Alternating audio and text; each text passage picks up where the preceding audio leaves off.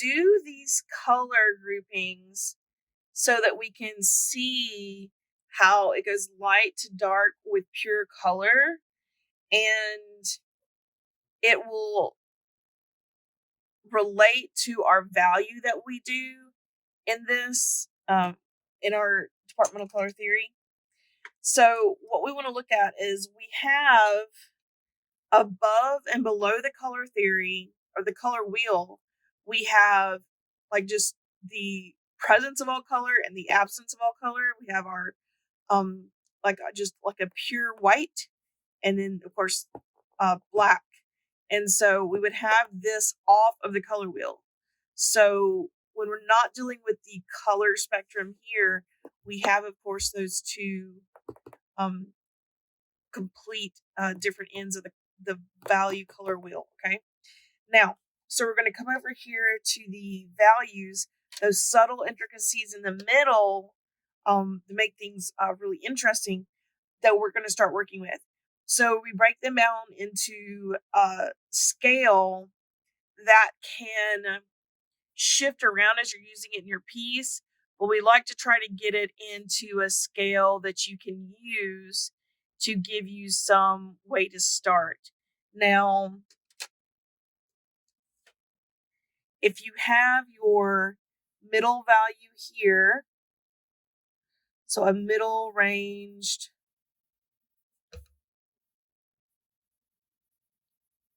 gray, which I like to call mid, because when we start dealing with color,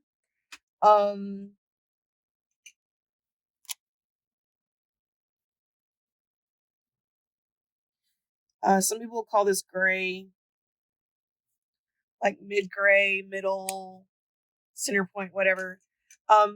This one should line up value-wise with these. So this is your middle point that you begin at. And then you're going to have, again, off the scales, you're going to have below violet would be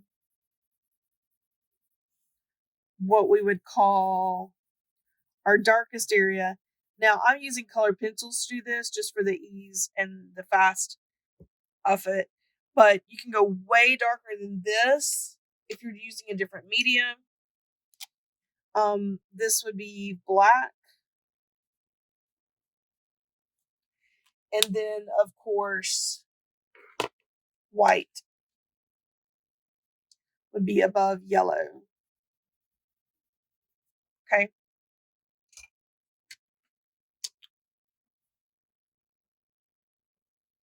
To give you a starting, idea of what's going on. And this, again, is your value scale.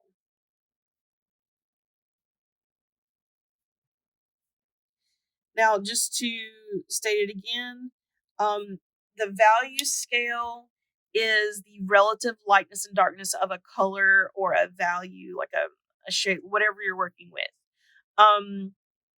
We start off with this middle tone because in a value scale that's just using grays like this, you'll just have that gray in the middle. But when we start adding color to it, you'll have one of these hues on there. But we're not going to get into that yet. We'll do that later. So up from that, if you were to add white to this, you would get stair steps of gray going up. From that one point, it would become lighter.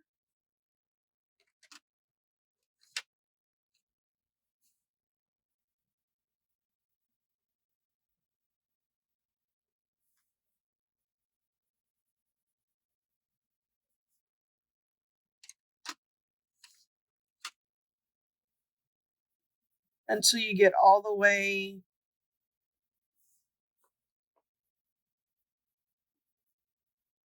to white.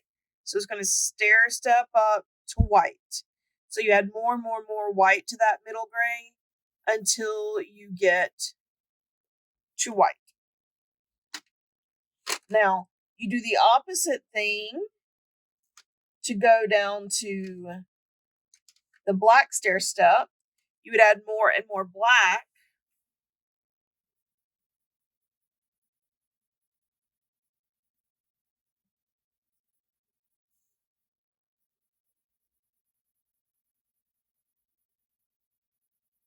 Each time. And it doesn't take a whole lot when you're mixing paints to do this, like tiny, tiny amounts. You'll find when you're mixing paints and colors, that kind of stuff. I will demo as many different media as I can while doing all this stuff.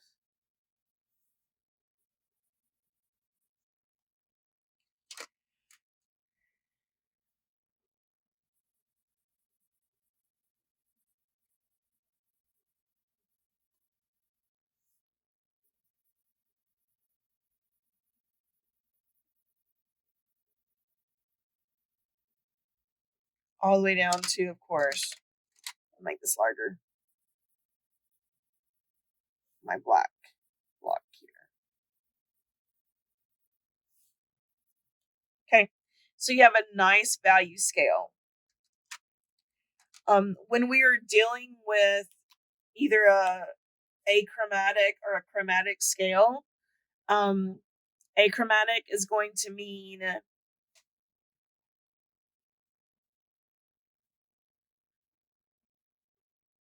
achromatic means without. Can you see that?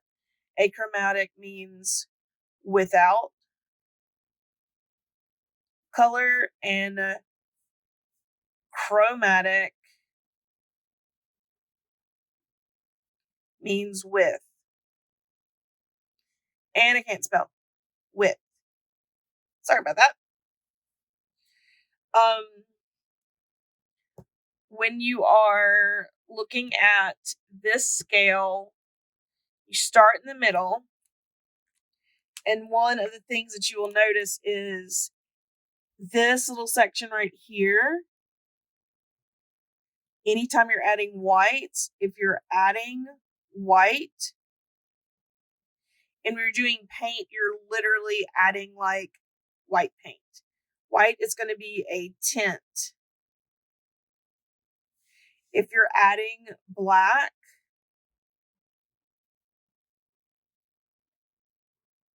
you'll have, that's going to be called a shade.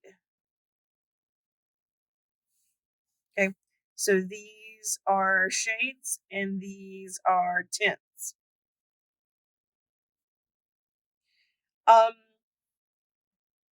Okay. Now, when we get into chromatic, we're going to be doing this, but with the colors. So you could just take like a red and put it here and get the chromatic scale like that. Or a mono, we also can call chromatic. You can do a mono.